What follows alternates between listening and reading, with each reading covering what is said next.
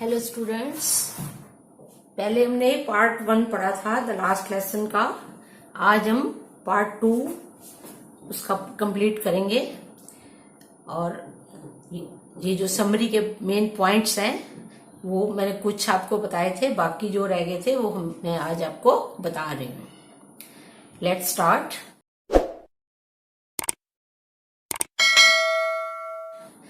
There was a war between France and Persia in 1871.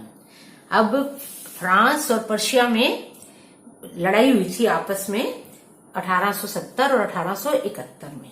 ये जो Persia है उस टाइम 1870 में इसको पर्शिया कहती थी, पर Persia is now called Germany. अब जर्मनी जो पर्शिया है उसको अब हम जर्मनी के नाम से बुलाते हैं। After war order came from Berlin. अब जर्मनी में बर्लिन एक जगह है, तो जब ये फ्रांस की और पर्शिया की लड़ाई हुई और जर्मनी उसमें जीत गया, तो बर्लिन जो था जर्मनी में था, तो बर्लिन से जर्मनी वालों ने बर्लिन से, जैसे इंडिया है दिल्ली से ऑर्डर जाता है, ऐसे जर्मनी में बर्लिन से ऑर्डर किया। क्या ऑर्डर भेजा? That now German would be taught in the school of France.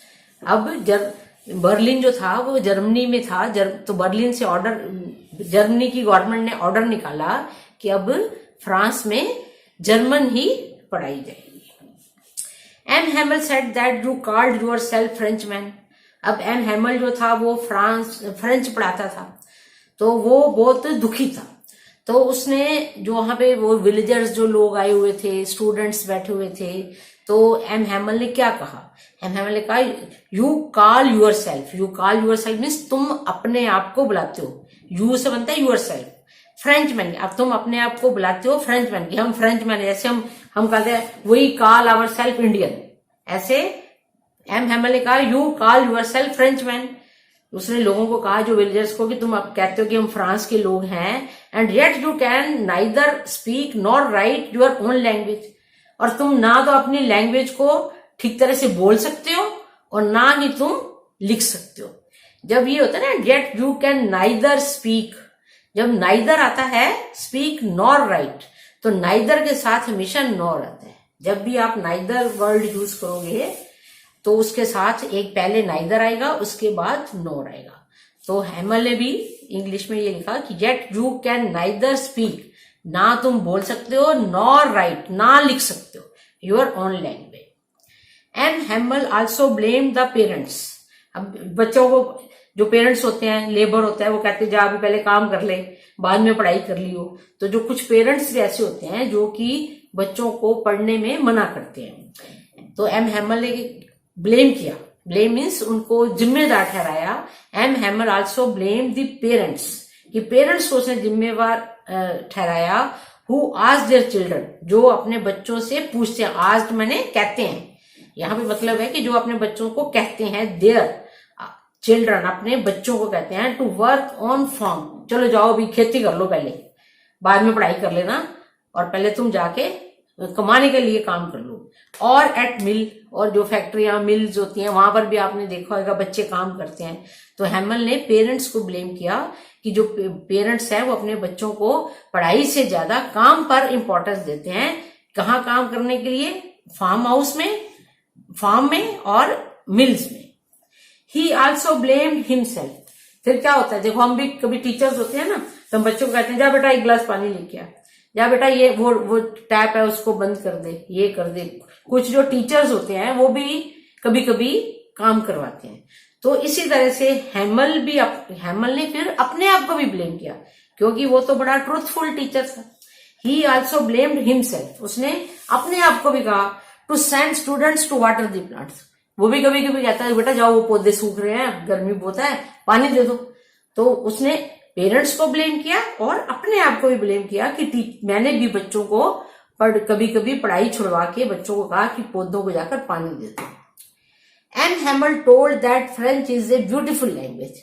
अब हैमल, अब जब वो हार गए तो सब रियलाइज कर रहे थे कि जो फ्रेंच है वो सबसे सुंदर लैंग्वेज है। अब French was sitting on A seat, अब फ्रेंच बैठा हुआ था अपने सीट के ऊपर, एंड नोटिस्ड, और उसने क्या नोटिस किया, that pigeons cooed very low on the roof. जो पिजन्स, जो कबूतर थे, पिजन्स मीन्स कबूतर, और पिजन की आवाज को कहते हैं कू कू कू कू करते हैं, वो ऊपर धीरे धीरे जो कमरे की क्लास की जो छत थी उस पे बैठे वो गूं गूं कर रहे थे। फ्रेंच ने देखा, जब उसने पिजन्स को देखा फ्रेंच ने, he thought will German make pigeons to sing in German. अब ये तो कू कर रहे हैं, तो अब जर्मन क्या, हमें तो बोलते हैं जी आप फ्रेंच नहीं पढ़ोगे जर्मन पढ़ोगे, तो क्या ये पिजन्स को भी ऐसे कहेंगे कि नहीं अब तुम जर्मनी में ही अपनी आवाज निकालो।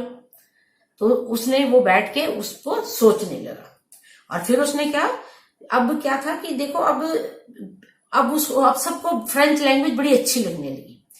तो कभी कभी एक क्वेश्चन और वो भी आएगा कि अब सबको अपनी लैंग्वेज से इतना प्यार क्यों है, और जब किसी चीज पे रिस्ट्रिक्शन होती है तो वो चीज अब क्यों उनको, अब फ्रेंड्स कह रहे हैं कि भी अब उसको अपनी लैंग्वेज के लिए बड़ी वो उदास हो रहा है, प्यार कर रहा है, मेरी लैंग्वेज बहुत सुंदर है, मैं पढ़ा नहीं, मैंने हैमल का कहना नहीं माना।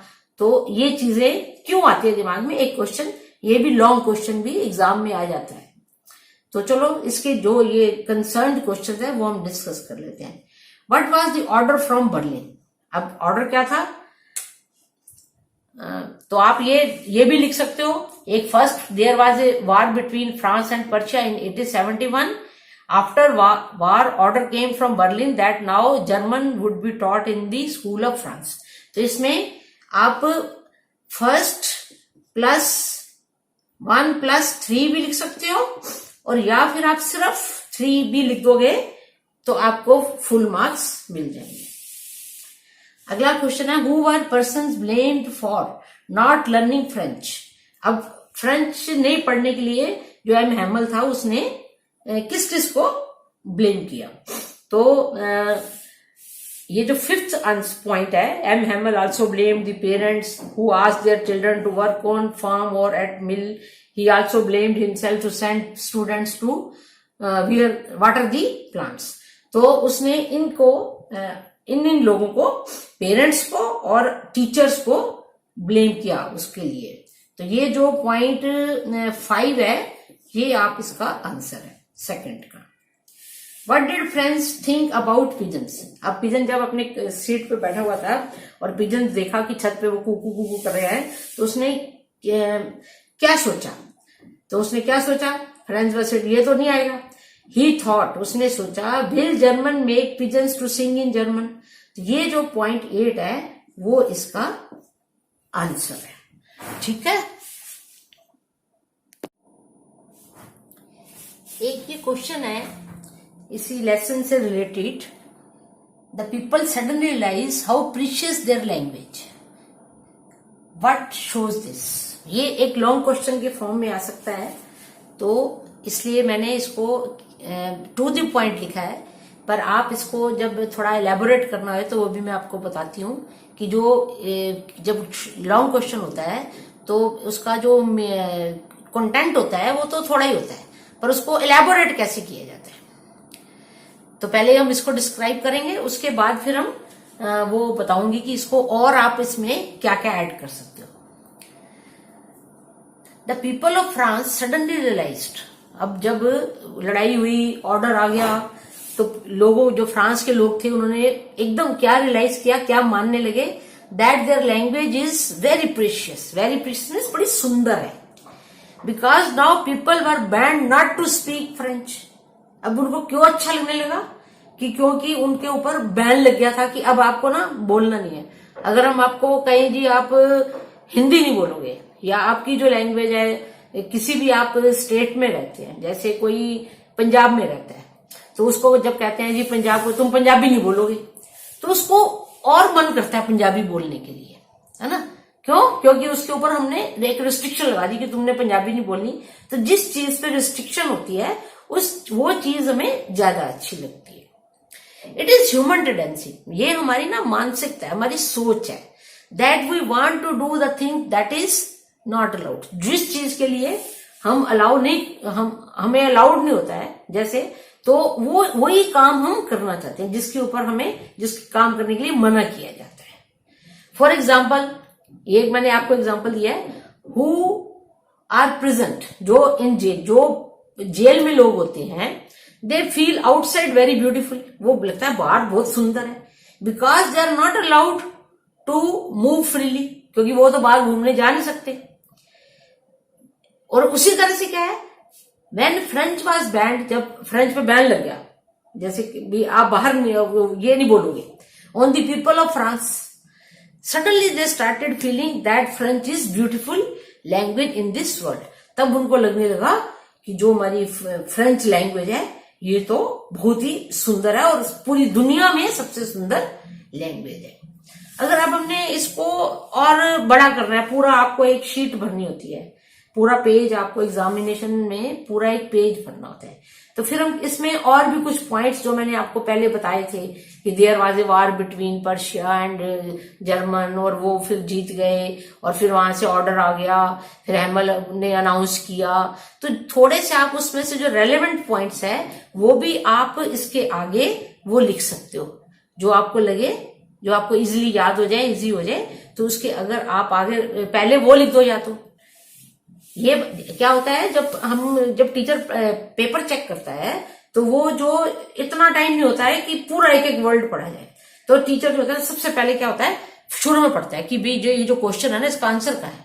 तो आपने जो पीपल ऑफ फ्रांस ये लिखा है, उसके अगर आगे आप 4-5 पॉइंट जोड़ के और पूरा पेज आप एक भर दोगे, तो वो जो आपका जो आंसर है, लॉन्ग आंसर जो है वो कंप्लीट हो जाएगा। इसलिए मेन तो यही इसका क्वेश्चन आंसर है, और बाकी जो है अगले पॉइंट्स जोड़ के आप उसको पूरा पेज का आंसर आप बना सकते हो। और ये लेसन यहीं पे कंप्लीट हो गया है। आपकी जो भी क्वेरीज हो, जो आपने पूछना है, आप कमेंट बॉक्स में जाके मुझे बोल दो कि मैडम हमें ये पूछना है, ये बताना है, ये पॉइंट क्लियर नहीं हुआ है। और आप अपने फ्रेंड्स को भी, जितने लोग आपको जानते हैं, जो उनके अपने स्कूल में आपके जितने फ्रेंड्स हैं, दूसरे स्कूलों में फ्रेंड्स हैं, उन सबको ये आप फॉरवर्ड करो, ताकि वो भी इस जो मैंने इजी वे में आपको पढ़ाया है वो उनको इसको फॉलो करके, और बहुत ज्यादा टाइम अपना इंग्लिश के ऊपर नहीं वेस्ट करके, कॉमर्स वाले बच्चे भी इंग्लिश पढ़ते हैं और साइंस वाले भी बच्चे पढ़ते हैं, आर्ट्स वाले भी पढ़ते हैं, तो उनको भी आप भेज दीजिए ताकि सब बच्चे इसमें थोड़ा टाइम लगाएं और ज्यादा नॉलेज को गेन करके अच्छे मार्क्स जो हैं वो आप स्क्योर कर सको। तो इसलिए आप इसको ज्यादा से ज्यादा शेयर करिए, ताकि जो लोग बच्चे हैं उनको इंग्लिश भी आ जाएगी। और बिल्कुल सिंपल इंग्लिश में लिखा है, और फिर भी आपको कोई दिक्कत होती है तो आप कमेंट बॉक्स में जाके आप मुझे अपने कमेंट भेज दीजिए, तो फिर उसकी जो है आपकी जो प्रॉब्लम्स हैं वो सॉल्व कर दी जाएगी।